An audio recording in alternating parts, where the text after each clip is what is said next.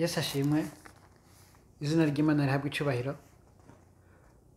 Najya ku mazina nitwa Confiance Vyizigiro, hanyuma nkaba najya kwashikana n'amajambo nahawe n'Imana. N'amajambo dusanga muri Yesaya igice cya 55. Umutwe w'ijambo uravuga gutumigwa ubuntu. Ni uyu murongo wa mbere nahawe kwashikanira. Ni umurongo uvuga ngo yemwe abafise inyota nimuze ku mazi, kandi n'udafise amahera nawe naze. Nimuze mugure munywe, nimugure vino n'amata mudatanze amahera canke ibiguzi. Iri ni ijambo ry'Imana. Imana ihamagara. Imana iravuga ati ngo yemwe abafise inyota nimuze ku mazi, ngo kandi n'abadafise amahera nabo naze. Ngo nimuze mugure amata na vino mudatanze amahera. Mwisi hari inyota z'uburyo bwinshi. Abantu bafite inyota z'uburyo butandukanye. Iyo umuntu afite inyota rero, abantu barakoresha amafaranga, baragenda bakagura, bagakoresha amafaranga kubwo kugira ngo bahoze inyota yabo. Ariko noneho Imana iravuga ati nimuze ku mazi, amazi y'ubuntu, amazi atakiguzi, amazi atagisabwa. Rero Imana irahamagara mwese abafise inyota, mwese muri ko mukurikirana ano majambo. Wewe ufise inyota, Yesu araguhamagara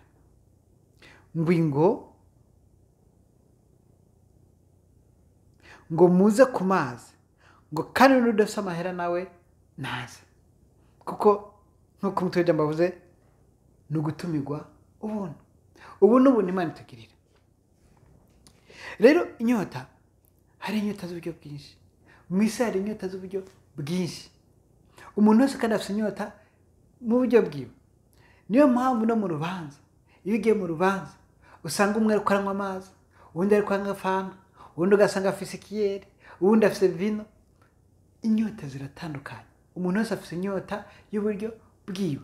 Ariko rero ivyo vyose ni ibintu umuntu atangira amafaranga, umuntu akabitangira ibiguzi. Ariko ngahanye Yesu arahamagara ku mazi y'ubuntu, amazi atakiguzi. Rero ngo nimureke kunywa ibyo murirwa mutangira amafaranga, ariko muze munywe ku buntu. Bire n'umuhamagaro wa Kristo. Ni Kristo ahamagara abanyotewe bose ngo nimuze munywe.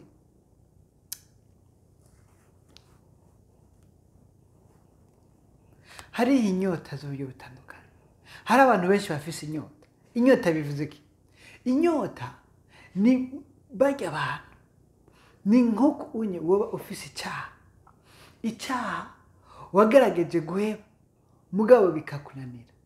Ugasanga wama ugisubiramo byarakunaniye guheba. Ugasanga umuntu arafise inyota y'inzoga, akamatanga amafaranga, agakoresha amafaranga ku bintu bitari bumugirire akamaro, bitari bumugirire ikimazi. Ariko Kristo arahamagara ngo muze nko ku mazi y'ubuntu, amazi y'ikimazi, amazi azana n'ubugingo. Benshi barakoresha amafaranga mu mazi, mu bintu mu nyota zabo zitagira ikimazi. Ugasanga umuntu akanywa inzoga, ariko izo nzoga akazitangira amafaranga. Yaheza kuzitangira amafaranga akaborerwa. Yaborewe zikamukubita hasi agakomera, ndetse agashobora no kujya mu barabara akagongwa, kandi yazitangiye amafaranga. Hari abafise inyota y'ubwicanyi, adashobora, bitamushobokera kubera umwanya wose ntarukatishe. Ariko ibyo byose ni inyota itagira ikimazi. Hari abafise inyota y'ubusambanyi, baguma basambana, bakagerageza no kubiheba ariko ntibashoboke. Baguma batenga amafaranga kandi bikabazanira urupfu. Ntagire ikimazi bibazanira kiretse gusa ko bibatwara amafaranga kandi bikabashikana ku gupfa. Mumenye ko abakora ibyaha byose, abakora ibyaha bose, icyaha kigiye gucirwa iteka. rero ku munyabyaha azoja he, azoba uwande? ariko Kristo arahamagara ngo ufise inyota ngo naze anywe, aze. Reka turabe amajambo ari muri Yohana igice cya 4, turasoma ku murongo wa 13 na 14. Yesu aramwishura ati unywa kuri ayo Yesu aramwishura ati unywa kuri ayo mazi wese azosubira kugira inyota, ariko unywa amazi nzomuha ntazoba akigira inyota namba gushitsa ibihe byose. Ariko amazi nzomuha azohinduka muri we imbizi y'amazi yiburuka aza n'ubugingo budashira. Aya majambo, kino gice ukiravye ni gice urashobora gusoma cyose, ni inkuru ya Yesu yari ahantu kwiriba, kuko Yesu niwe afise umugambi. Icyazanye Yesu ni ukubohora no gukiza no kurondera. Rero uyu mugore ntabwo yari azi umugambi w'Imana. Yari umugore yasambana, yari afise inyota yo gusambana, ariko yari agiye kwiriba kuvoma amazi kuko arafise inyota. Aje kuvoma amazi naye yasangaho Yesu naye amubwira no majambo ngo ati unywa kuri ayo mazi arasubira akagira inyota, ngo ariko unywa ku mazi jewe ndamuha ngo ntabwo asubira kugira inyota ukundi, ngo kandi ndetse n'amazi ndamuha adudubiza muri. Uyu mugore yaratangaye. Icyambere cyo Yesu niwe afise kugira iki? Niwe afise gutanga no mazi, niwe afise gukuraho inyota, niwe abifitiye ubushobozi. Niyo mpamvu ari bahamagara, niyo mpamvu ndababwira ati mwebwe mufise inyota muze kuri Yesu kugira ngo abaye ku mazi amara inyota kandi akazana n'ubugingo. Uyu rero yarafise inyota yo gusambanya, nk'uko inyota zitandukanye.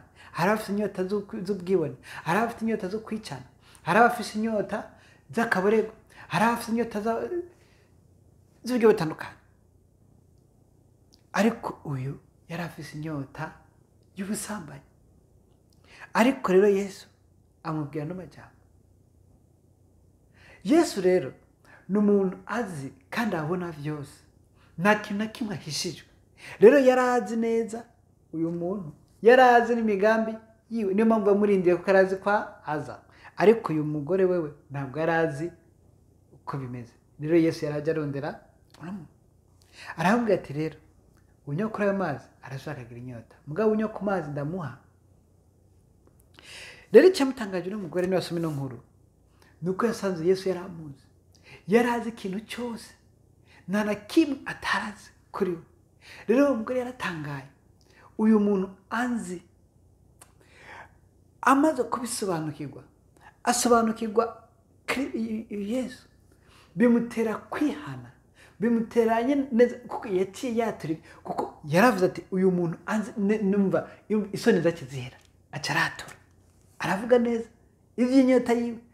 Nuko abagabo yarafise abagabo 5, urabyo. Amaze rero kwatura, amaze urumva Yesu amumara mu inyota, amaze inyota, nk'uko ijambo rivuga ati amazi ndaguha, ngo ariko kunywa amazi ndamuha ntazoba akigira inyota namba gushitsa ibihe byose. Ariko amazi nzomuha azohindura muri we imbizi y'amazi yiburuka aza n'ubugingo budashira. Amaze kukora amazi, uyu mugore yaciye yiruka kuzana n'abandi, arahamagara ati nimuze murabe umuntu, nimuze murabe umuntu aheze inyota. Yaratangaye cyane. Rero Yesu yazanywe no kurondera, yazanywe no guhamagara abafise inyota bose kugira ngo baheze inyota. Rero muntu ufise ibyaha, wagerageje kubiheba muga bikakunanira, wewe muntu ugikoresha amafaranga, ngibi by'ubuntu. Nuze kuri Yesu uronke iby'ubuntu, ivyo udatangira amafaranga, nta kiguzi asaba, kandi agufasha kugukuramo inyota kugira ngo iyo nyota idasubira kuba muri wewe ukundi. Rero ufise inyota, Yesu arahamagara ngo ufise inyota wese ngo naze anywe. Turavye muri Yohana igice c'indwi, turabe kuri umurongo wa 37, ngo nuko ku munsi uherukira ya misi mikuru, niwo munsi uruta iyindi, Yesu arahagara arasemerera ati namba hari ufise inyota naze kuri jewe anywe. Yesu arahamagara ati ufise inyota wese nazanye. Wewe wagerageje guheba itabi, wamukoresha amafaranga ku itabi, icambere iryo tabi nta kiza rikuzanira, n'urupfu rikuzanira ububi, nta kimazi ririmo iryo tabi atari gutera ingwara no kugira urupfu, kandi ukabitagira amafaranga. Ariko hano hariho umuntu mwiza yitwa Yesu ahamagara kugira ngo atange amazi aheze inyota, kugira ngo iryo tabi rihebe, kugira ngo kabare kugahebe, kugira ngo ubusambanyi buhere, inyota yo kumva umusambanyi, kuko nta wundi afise guheza inyota atari Yesu. Rero wowe ufise inyota y'ubusambanyi, ugasanga ugenda mu bagore, ukazana n'abandi bagore, inyota ntihera. Uwuheza ni Yesu gusa. Kuri Yesu rero niho inyota ihera. Yesu niwe aheza inyota.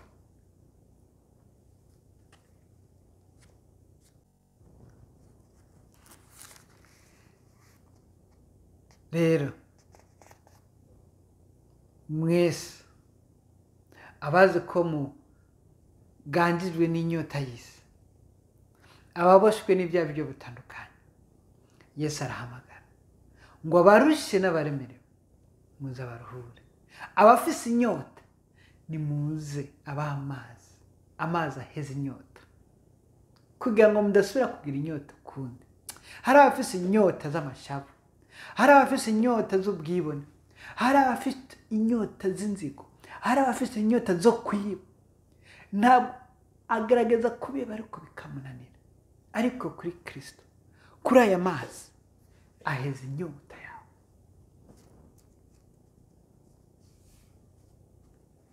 Rero umuhigwe nuwahe? Dusomye muri Matayo igice ca 5 ku murongo wa 6, ngo hahigwa abafise inzara n'inyota byo kugororoka, kuko aribo bazohazwa. Iyo umuntu aje kuri Kristo, iyo umuntu yaje kwa Yesu agahabwa ya mazi amuheza inyota, Yesu amuha rero inyota y'ibyo kugororoka, akagira inyota y'ibyo kugororoka, akarondera kugororoka. Rero ubuhiriwe ni ufise inzara n'inyota, kuko ari bahazwa. Uyu niwe muhigwe, aya niwe mahigwe. Rero umuntu wese azi ko aganjijwe n'ibyaha, azi ko yananiwe guheba, naze kuri Yesu kugira ngo amuheze iyo nyota.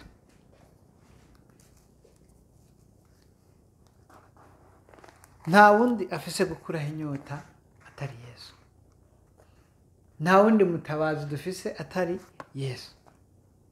Kandi muri izo nyota zise nta kindi bidutwara uburyo gusa, kandi bikadutera kutagira ubugingo, kuko ibyaha bifise iherezo.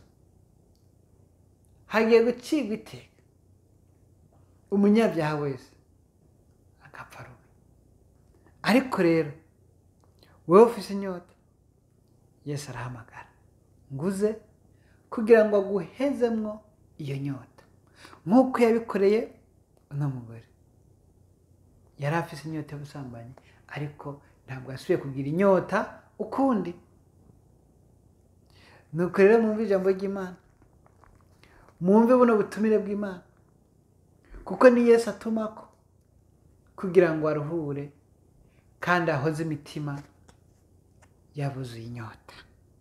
kugira ngo abuzuzemo inyota yo kugororoka kandi abuzemo izo mbizi z'amazi zo kubahesha ubugingo. Ngo nimugure vino n'amata mudatanze amahera canke ibiguzi. Nimuze ku ijambo ry'Imana, nimuze mu gakiza k'Imana, nimuze mutabagwe n'Imana. Nta wundi afise gutabara atari Yesu. Ni Yesu wenyene afise gukura inyota y'umuntu.